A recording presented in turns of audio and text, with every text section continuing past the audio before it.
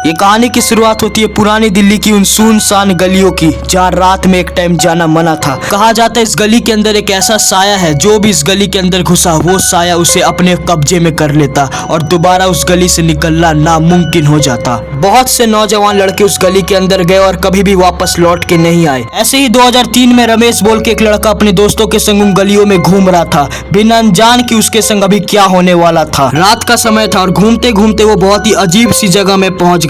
वो जगह उनके लिए बहुत ही अजीब थी, लेकिन रमेश को उनसे कोई भी फर्क नहीं पड़ा क्योंकि रमेश ये सब चीज में यकीन नहीं करता था।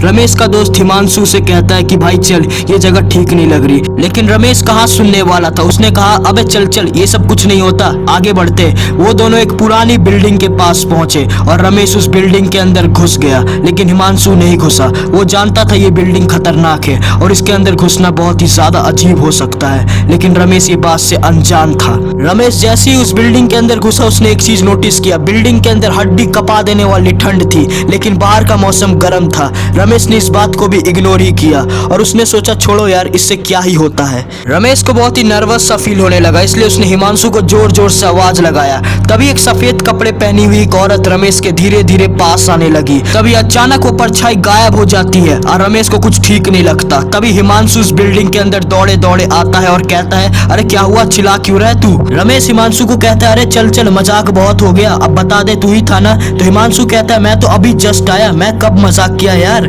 ये सुन के रमेश की जान निकल गई और चारों तरफ सन्नाटा और रमेश बेहोश हो गया। हिमांशु को कुछ समझ नहीं आया आखिरकार रमेश को हुआ क्या, और वो रमेश को उसके घर छोड़ आता है। अगली सुबह जब नींद खुलती है तो हिमांशु रमेश से पूछता है अबे क्या हुआ, तू उस रात बेहोश क्यों हो गया था। तो रमेश उसे सब बात बताता है और हिमांशु समझ जाता है ये सब गलत हो रहा है। उस घटना के बाद रमेश उस जगह में कभी नहीं घुसा, मानो रमेश की पूरी जिंदगी बदल गई हो। वो हमेशा डरा हुआ सा रहता था, मानो उसके दिमाग में वही सब घूम रहा हो। आज भी दिल्ली का वो सड़क और बिल्डिंग सबसे भूतिया जगह में से एक है और रात को वहाँ पे लोगों को अजीबो गरीब चीजें दिखाई देती है और कुछ लोगों को तो रोने तक की आवाज सुनाई देती है। 1 महीना बीत गया इस घटना को लेकर और रमेश को फिर से लगने लगा ये उसका मन का वहम है और कुछ भी नहीं। लेकिन उसके बाद से रमेश के घर में उल्टी सीधे चीजें होना शुरू हो गई, जैसे कि रमेश के सपने में एक अजीब सी औरत का दिखाई देना, घर के बाजू में एक अजीब से बच्चे की रोने की आवाज सुनाई देना और घर में अपने आप बर्तन गिर जाना और भी बहुत कुछ। और एक रात तो रमेश के संग सबसे ज्यादा खौफनाक इंसिडेंट हुआ। वो अपने घर में सो रहा था और अचानक उसकी आधी रात में नींद खुली और उसने देखा वही औरत का साया उसके दीवार में था। रमेश के देख के ये चीखें निकल गई और वो बाहर भाग गया। सुबह ये बात उसने हिमांशु को बताई और हिमांशु ने उसे कहा मैंने तेरे को मना किया था वो जगह जाना,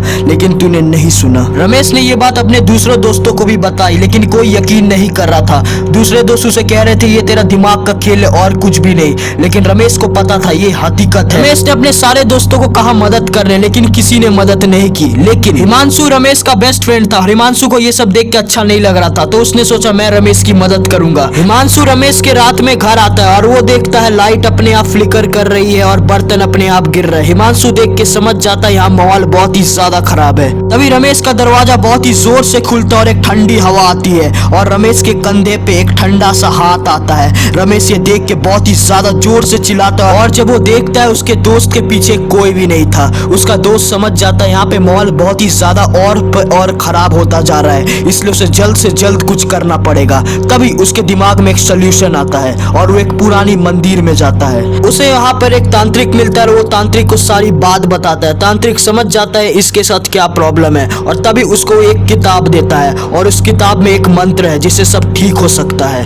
ये सब हो जाने के बाद रमेश और उसके दोस्त उसके घर जाते हैं और वो मंत्र पढ़ना शुरू करते हैं और जैसे वो मंत्र पढ़ते हैं घर में चीजें उलट पुलट होना शुरू हो जाती है, जैसे तेज हवा चलना, बर्तन गिरना और भी बहुत कुछ। लेकिन तब भी रमेश हार नहीं मानता और वो मंत्र पढ़ता जाता है। पढ़ते पढ़ते धीरे धीरे सब ठीक होने लगता है। अचानक उसने नोटिस किया घर पे सब पहले जैसा ठीक हो चुका है और उसको एक सीख मिल गई, कोई भी भूतिया जगह जाने से पहले एक बार तो जरूर सोचना। ऐसी हॉरर वीडियोस हमारे चैनल पे भरी पड़ी है, तुम उनको भी चेकआउट कर सकते हो। और बाय द वे सभी को हैप्पी दिवाली। और अगर यहाँ तक वीडियो देख लियो तो यार चैनल को सब्सक्राइब करके उस घंटे को भी दबा देना। मिलता हूँ तुम लोग से अगली वीडियो में। बाय, अपना ध्यान रखना।